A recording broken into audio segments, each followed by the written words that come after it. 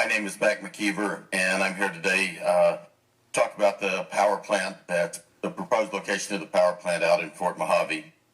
John Martell, Mohave Electric, Bullhead City, Arizona.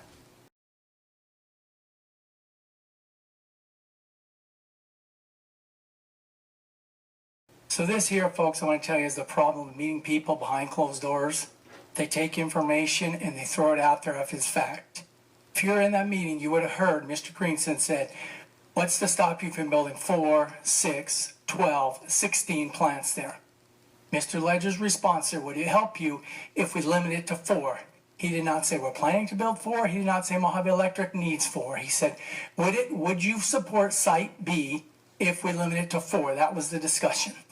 So they take it out of context. The question, though, down the road, is there going to be 4 and then 6, like somebody did to Randolph and killed the community? He did not say we're planning to build 4. He did not say Mohave Electric needs 4. He said, would you support Site B if we limit it to 4? That was the discussion. So they take it out of context. Saying that there is a chance you will build 2 more or 4 more or 6 more. I think if you absolutely needed to have capacity to get a lot of growth, you might be better. All right. I spoke with John Martell lengthy yesterday and today, and John and I have kind of come to an agreement to kind of agree and disagree on the location right now. We are definitely still opposed to the Site A and Site B location that was proposed in the town hall meeting. But we want to express that we want to work with John and MEC and the AG&T to try to find an alternate location to that. And if we can find a location that's suitable to the neighborhood and to the members that I'm representing, that we'll put all our strength in backing John on that alternate location. It's just Site A and Site B are just not that location for us. So during the MEC town hall, it was stated that there was a significant amount of water used, and that's been a big conversation this morning about water usage in Mohave County. Still trying to understand exactly how much that was, but I believe they said it's 100 homes worth of water that would be used annually. I'm not sure if that's for one plant or if that's for the 2 peakers. And along with that, with the population growth, MEC has said that and the AG&T has said there's a possibility of moving to 4 peaker plants at that location. Saying that there is a chance you will build 2 more or 4 more or 6 more. I think if you absolutely needed to have capacity to get a lot of growth, you might be better. All right. Because we have steam units. And those steam units have water running through. And they also have big cooling apparatus that uses an awful lot. Well, the swamp cooler uses a lot of water to reduce the temperature of the steam to get it back to the point where it goes through the cycle. It's a lot of water. These are not steam-based units. So when you look at these simple cycle units and you compare them to a big coal steam unit, we're talking about using 1% on a megawatt hour basis of what a steam-based coal unit uses. So I think the concern on water usage needs to be expressed. When you compare it against a combined cycle with cooling, it's about 8%. So we'll use a little water, but that's actually to help reduce emissions. Right? And the amount of water we expect to use is about the equivalent of about 100 houses. We're also concerned about noise pollution. I did a demonstration on Tuesday with Patrick Ledger, John Martell, and Chris Amenis, one of the engineers from AG&T, and ran a small Honda generator just outside the door of my garage, set it at a 46 to 47 decibel level, which is what they say the noise level will be in our yards. And Mr. Ledger even stated that he didn't think he would want to listen to that on a continual basis either, that amount of noise. So I think that kind of proved a point that even though it's only 46 or 48 decibels, it's still not acceptable. We just became aware that 11,000 gallons of aqueous ammonia is supposed to be stored at the site. The next one, the ammonia. They invited the fire chief, didn't tell us they were bringing him, invited the fire chief to that meeting. He clearly told them that, and the ammonia is not a problem. You look at the plume, it'll be gone before it gets to any houses. So there's issues there.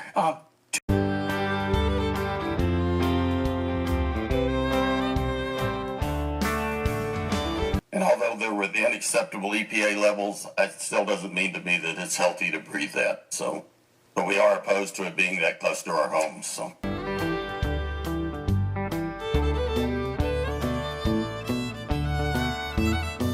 The last one is the safety for the fire department. Same fire chief, Chief Pardee, said that currently that 16-inch gas line, that's when 200 or 300 yards of these people's houses, if it catches on fire, they can't put it out now. The only emissions might be steam. In the MEC town hall, they stated that there probably wouldn't be any steam. It would be more of a visual heat hue that would be out the top of the stacks, and that NOx, carbon monoxide, SO2, and particulate matter would be some of the things that were emitted at the time. 2 units, I've told you before, Tyler Carlson told you all at the town hall, Mohave Electric needs around 90 megawatts if we shut down a coal unit. So these 4, 6, 12, whatever number they want to throw out there. Mr. Ledger said if they need to do load in the future, somebody may want to build more plants there. It was only done as if you support the site, would you support it at a limit? Not in any neighborhood. Last evening I sent 4 separate video clips. Passing resolutions only for the purpose of finding out details has sure opened a lot of eyes in Fort Mohave and beyond, and really told us how inefficient our local government really is. We still believe this is the wrong way to govern. As the unaltered video that I sent last evening indicates by Patrick Ledger, if the need arises in the future, there could be additional peaker units built. Saying that there is a chance you will build 2 more or 4 more or 6 more. I think if you absolutely needed to have capacity, get a lot of growth, You might would. consider. All right. Mr. Martell, on November 8, 2023, when asked by Commissioner Bradshaw from the Planning Commission about water, air quality, and noise concerns, the question wasn't even answered. And I told him, every time you come up here and parade people up here and say,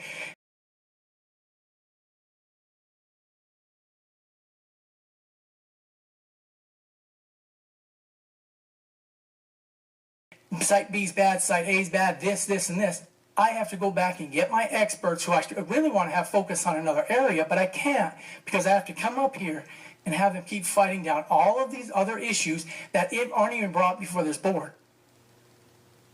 The only answer given was to build a quick start natural gas turbine. How many is that? Is it 1, 2, 3, 4, or more? We read it to be 1 turbine. Produced literature shows 2 peaker units. Now, in doing our homework that each of you should have done before, we know there's going to be 2 and possibly 4 on Site B. That's 2 times the emissions, noise, water use, safety concerns, and loss of our property.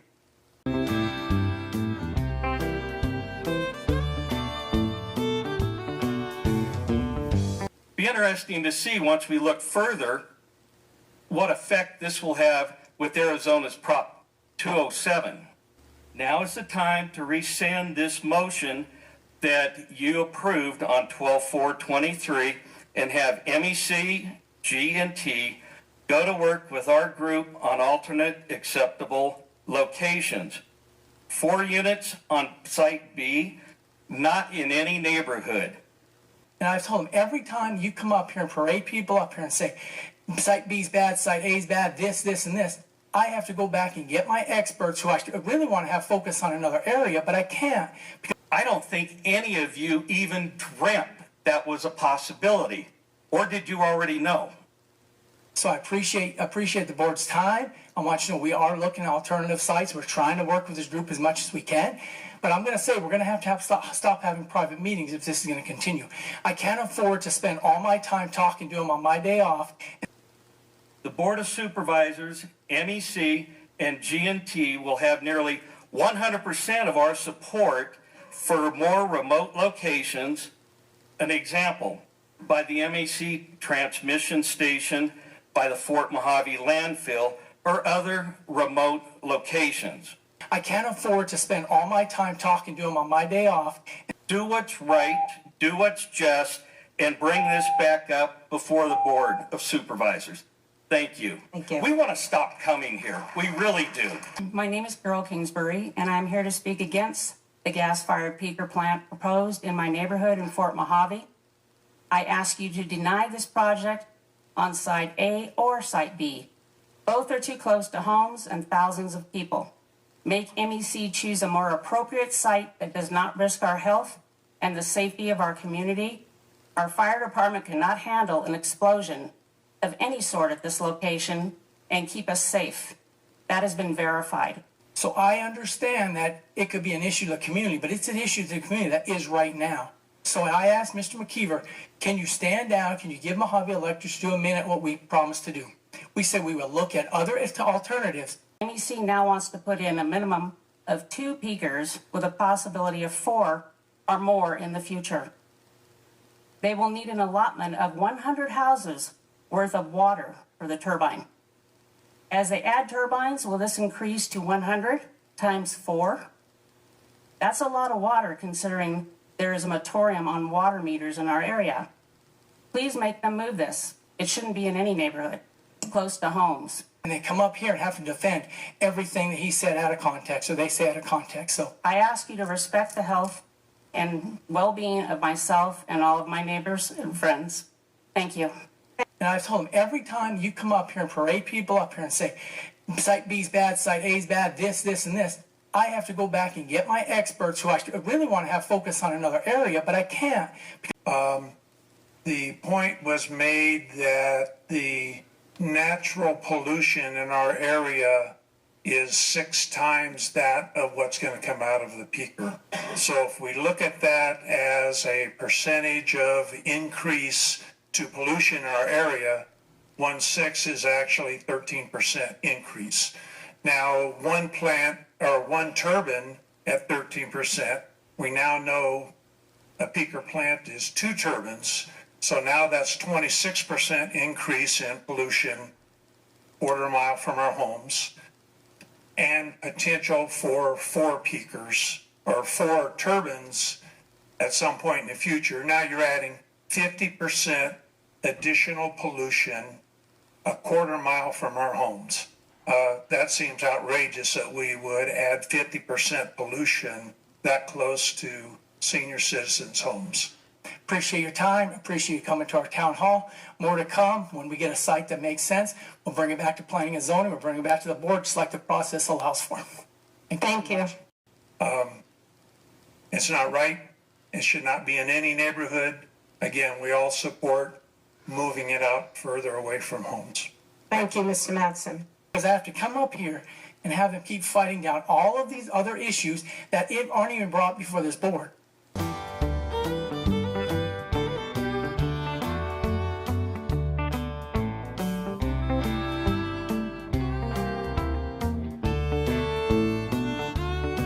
I can't afford to spend all my time talking to him on my day off.